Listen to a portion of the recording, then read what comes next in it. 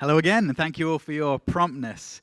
Now, you've heard about some of the funny things and some of the serious things and some of the important things.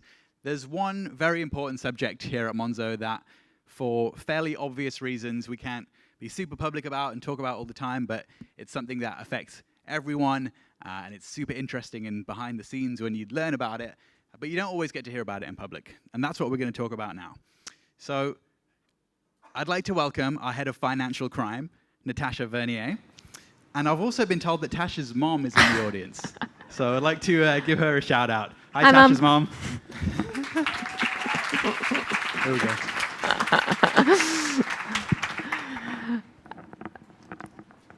Thanks, Simon. Hi, Mum. Just before I get started, just following on from Tristan's presentation, back in 2016, in about June, we had our first fraud. And we thought it would be a really cool idea if we could ban people who we thought were suspicious based on whether they'd use the same phone. Back in those days, as Tristan said, we used to get people to come to the office to sign up. And we didn't have the app in the App Store. So we actually used our own phones to sign people up. So we'd go up to people and we'd get them to use our phone. They'd sign up. Then they'd be able to find a link on their phone and open the app and it would work. So this meant that actually everybody was connected by device. And so we turned this ban on to try and catch our fraudsters, and we banned every single Monzo customer. So that's another example of when things went slightly wrong. We don't do that anymore, I promise. So I'm going to talk to you today about financial crime. It's something, as Simon says, that we don't get to talk about that much. So I'm going to start off by talking about what financial crime is at Monzo, and also how we're doing it a little bit differently here. Then I'm going to talk about some particularly audacious crime, something that I think is really interesting. I'll talk you through something that we saw, the investigation that we went through, and what actually was happening underneath the hood. And then I'm going to talk a little bit about how we are protecting you and your money at Monzo. So let's get started. What is financial crime? It's a word that is used, and a lot of people say it without probably really knowing what it means, and it does actually mean different things at different places. So I'm going to tell you what it means at Monzo. So at Monzo, we mean financial crime as the creation of wealth through dishonest or illegal means. So that's, stealing money or persuading people to give you money when they really shouldn't. It's also the protection of that dishonestly created wealth. So once you've stolen money, you then want to protect it and be able to use it for your own benefit. And finally, it's the use of wealth, illegally created, dishonestly created, or not, to fund terrorism. That's how we define financial crime at Monzo. So what that means, sort of broken down, is that it's made up of fraud, so perhaps stealing money from somebody, socially engineering somebody, or signing up using somebody else's name. Those are all types of fraud. Money laundering, which is a word, again, that sort of has a lot in it that not many people perhaps know what it really means day to day, that we'll talk a little bit about later on. Tax evasion, so not paying the taxes that you are due to pay legally. Sanctions breaches, so countries put sanctions, or governments put sanctions on different countries or people or businesses, and that means that we're not allowed to give those people or those organizations accounts. So breaching those, enabling people to use money when they shouldn't be. Bribery and corruption, so the typical example of the politician receiving a bribe to go and vote a particular way, that sort of thing. Or terrorist financing. So just looking at money laundering, which actually I think is the most interesting type of financial crime, just for a second. There is an old way, all the textbooks will say that money laundering is made up of three things: placement, layering, and integration. This means sort of the placement of money that you have stolen or that you've gone and gotten through your fraud into the financial system. Layering means trying to hide it, moving it around, putting different layers between where you got it from and where you are. And then integration, so getting it into that financial system so you can use it. I actually don't like that definition of it, so let's throw that out the window. The one that I like is enable, distance, and disguise. So enabling, you're going to enable yourself to get some money. So that's kind of the fraud bit. That's kind of getting the money illegally and being able to use it. Distancing, so distancing from when you made that money to where you are now. You want to put as much distance between the crime and you. And then disguising it. So you want to use that money. But if you walk around with a suitcase full of £10,000 in cash, it's a little bit weird. People are going to ask where you got that money from. So you need to disguise it. So I like to use that way of encompassing what money laundering means, enabling distancing and disguising. And we're going to come on to that again later. So how are we doing financial crime differently at Monzo? Just a few minutes on this because I think it is interesting. Most financial crime teams at banks or different companies, they separate fraud from money laundering, or what they call financial crime. And they do this because fraud is creating money, either so criminals creating money by stealing it from our customers or from us. So we can tell if we are the victims of fraud very, very quickly and easily. We'll lose money, our customers will lose money, and they'll tell us they've lost money. Money laundering and financial crime, on the other hand, there's a lot of regulation around that. There's a lot of laws that we have to comply with. And so actually banks, if they can stop themselves losing money through fraud, they care quite a lot more about the financial crime money laundering side because there are laws around it that we have to comply with. We don't like doing this at Monzo. We actually put them right there together. And that's because, as we'll see in the example later, if you just look for fraud or you just look for money laundering, you're going to miss a whole bunch of stuff because nobody wakes up in the morning and says, I'm going to do just some smishing fraud today, and then I'm going to do some APP fraud, and then I'm going to use this money laundering technique called muling, and then I'm going to go and distance myself from the money by using some disguises. No one says that. People just wake up and they say, I want to make some money today. They don't really care how they do it. So we want to be looking for unusual transactions, suspicious transactions at Monzo. We don't care whether it's fraud or money laundering. We don't need to define it. No one wants us to define it. We just want to spot it. So we think of those things together. We have one team that looks at all of that. The other thing that we do differently here is, getting a little bit technical just for a second. At most banks, they have these concepts called the first line of defense and the second line of defense. Also the third line, but we're going to ignore them for now. The first line of defense, they are the people who you as customers will interact with mostly. They're the people that build the product. They own the risks that a bank has. So our customer operations team, our product team, our legal team is usually first line. And then you have a second line, and they're the people who assure the work that the first line do. So they don't actually touch the product necessarily. They don't make decisions that impact customers. And usually, the fraud team is in the first line of defense, and the fin crime or the money laundering team is in the second line of defense. Again, not super keen on this split because it means that the people who are doing the actual work and seeing the crime, in our case, the cops, our word for customer operations, people who are seeing the crime and the people who are managing the crime, the people who put in place the different rules to spot the crime, they're really far apart. We want them working together so that the people who see the crime and the people who are working to spot the crime are talking every single day. So our financial crime team is in the first line, and we talk every single day with our customer operations team. The final one, this is actually similar all across Monzo, operations and engineering in one team. This is unusual for most banks. It's how other tech companies these days are starting to run, companies like Stripe, like Tristan mentioned earlier. But actually, our financial crime team has always been cross-functional. Since its inception, we have always had engineers in the team, and it has meant that we have been able to make updates to our systems within a few hours of seeing a new type of crime. It means that we have engineers who are experts in financial crime and know all about the legislation and the regulation around it, as well as how to build amazing features. So it's really important for us that we can act quickly, and we do this by having our engineers in the same room as our operational staff. So let's get on to the interesting stuff. I'm going to talk you through some cases that we've seen. The first case. So this is a screenshot of two different transaction screens from our customers. So this is how we see all of your transactions on our end. So we saw a case where somebody was spending a whole lot of money at Selfridges within a matter of minutes.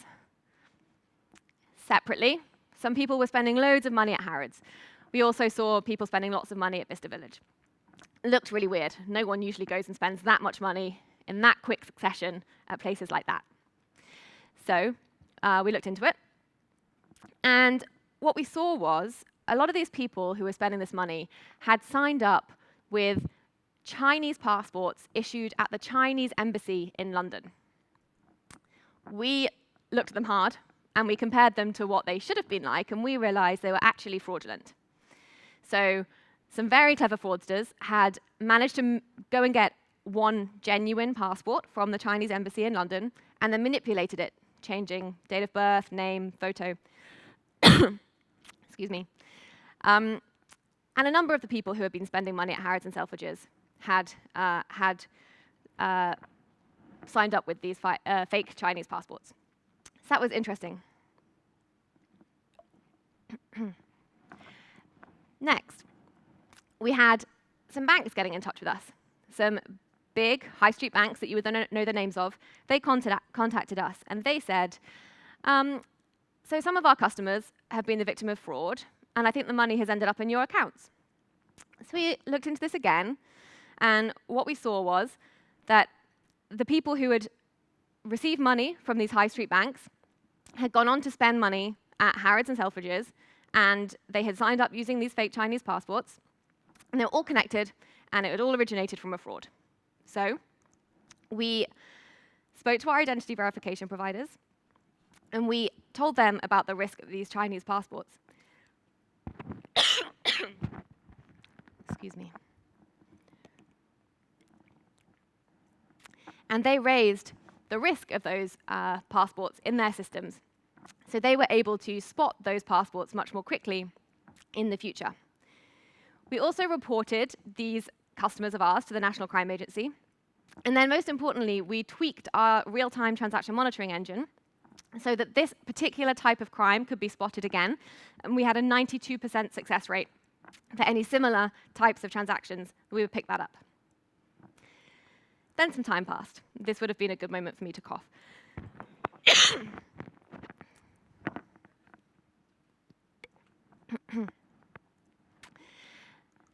Entirely different case, also we thought.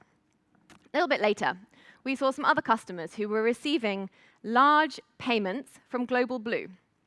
Global Blue is a VAT refund company. So non-UK nationals who come here and they buy some goods, they can often, when they leave, fill in a form and get some a VAT refund.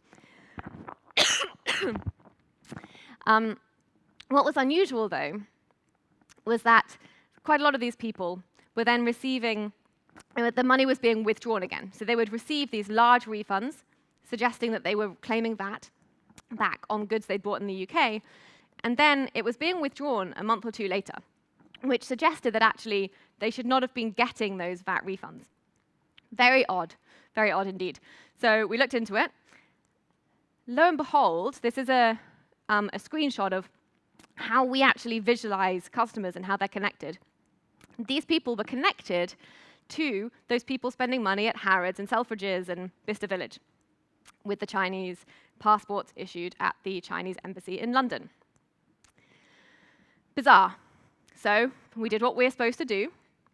We reported them to the National Crime Agency, and we also contacted HMRC and told them about this VAT refund scheme that we think was going on. Then some more time passed. A little bit later, law enforcement got in touch. We received some production orders from the police. These are where the police are in the middle of a live investigation, and they want to know some information about some customers at a bank or from a company. They can go to a court and they can ask the judge to give them an order that allows them to go and get information from other people about whoever they're investigating. So we knew that this was a live investigation and that we had a legal obligation to talk to the police about this. So the police gave us some information about two of our customers. There had been a large cyber attack, and the money had moved to a bank in Northern Ireland, and two of our customers had received money from this bank in Northern Ireland. You can guess what's coming. Connections everywhere. These people were connected to the people who received refunds from Global Blue, and they were connected to the people spending money at Harrods and Selfridges. Crazy, crazy stuff. At this point, we told the police about this connection. They did not know about this connection before we told them. So they knew that there was a cyber attack, and they knew that money had moved to Northern Ireland and then to a whole series of UK banks, Monzo being one of them. And we told them, actually, you know what? This is connected to these people who are signing up with Chinese passports issued at the Chinese embassy in London, and they're spending money at Harrods and Selfridges and Bicester Village, and then they're claiming VAT refunds. 8 arrests, £600,000 in cash was seized. There are lots more leads that law enforcement are currently looking at, and HMRC are conducting a piece of analysis into VAT refunds right now. What just happened? Step 1, there was a fraud. This is enabling. There was a large cyber attack.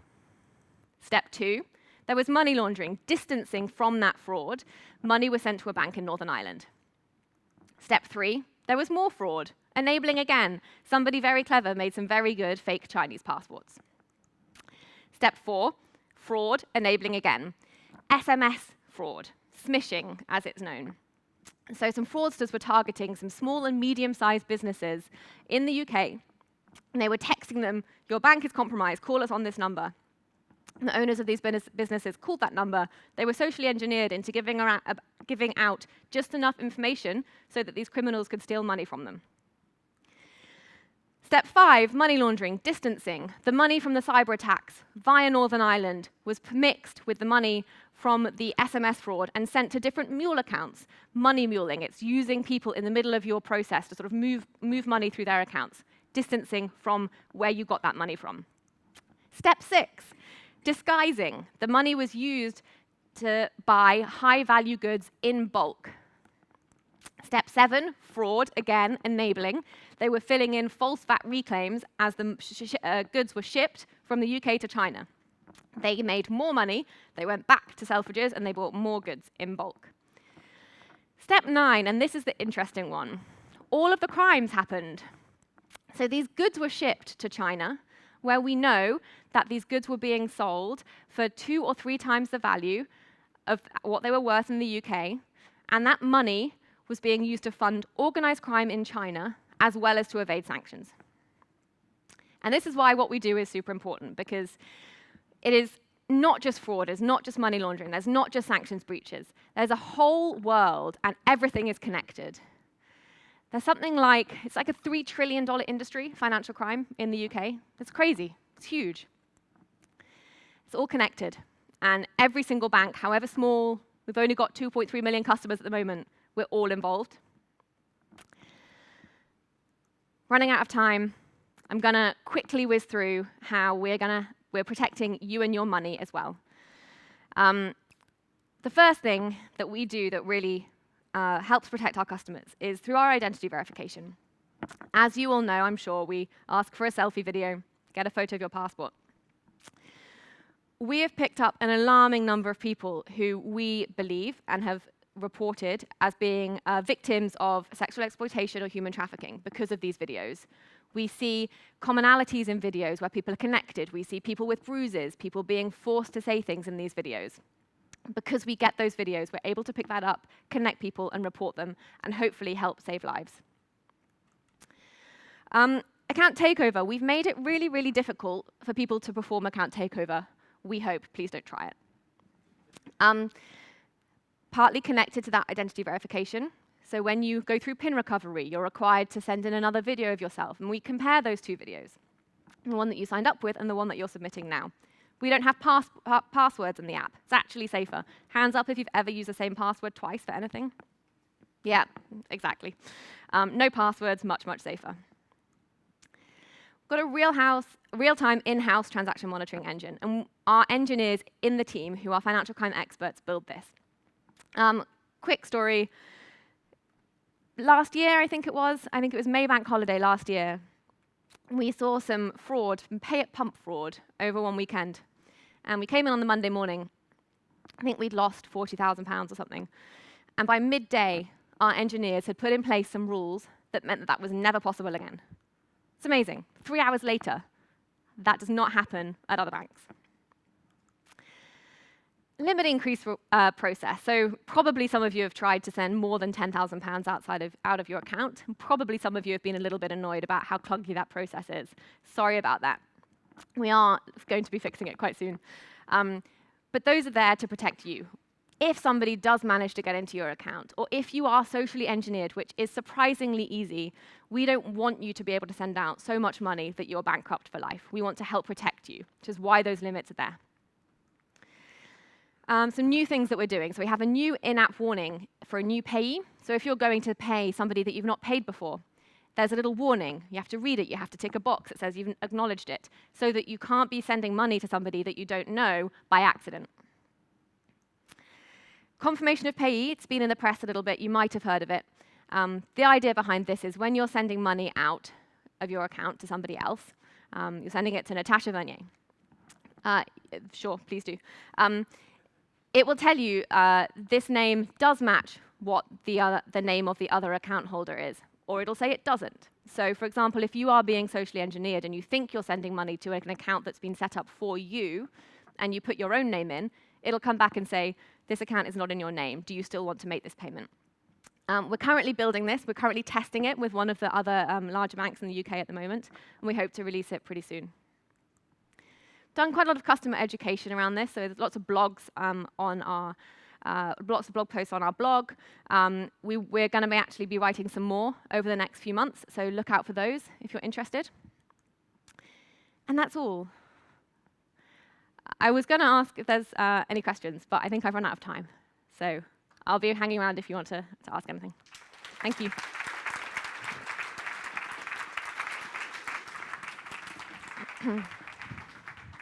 Thank you, Tash. We actually do have time for a couple of questions if you want. Does anyone have any questions? Maybe one or two questions? Yep. OK.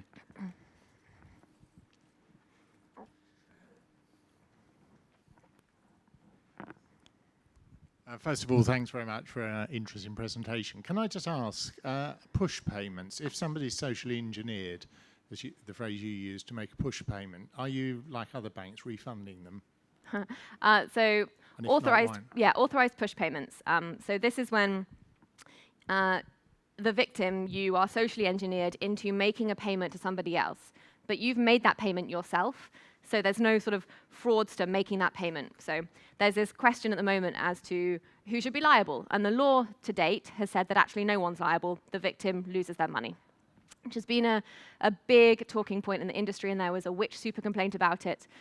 And the result of this is the contingent reimbursement model, which is a stupid phrase called the CRM model, which is a code. It's not law, so banks don't have to sign up to it, but people are being encouraged to sign up to it. And what it means is that there is a set of best practices that if a bank follows, then they are not liable for the money. So for example, if we do the my slides have gone. If we do the warning when you've entered a new payee, and then we have confirmation of payee so that you know the name of who you're paying, if we give you all of that information and you still decide to pay somebody and it turns out to be fraud, then the originating bank would not be liable. If the bank that you're sending money to didn't return the right information to you, then they might be liable. There's also this code of best practices for banks. Yes, we are signing up. We have them coming in next week. They have to come in and look at our systems and our processes. They're coming in next week, and we hope to be signed up in July. One more question, if anyone has one. We have time for it. Yep. Well, we don't have to. Great. All right. Thank you, Tash.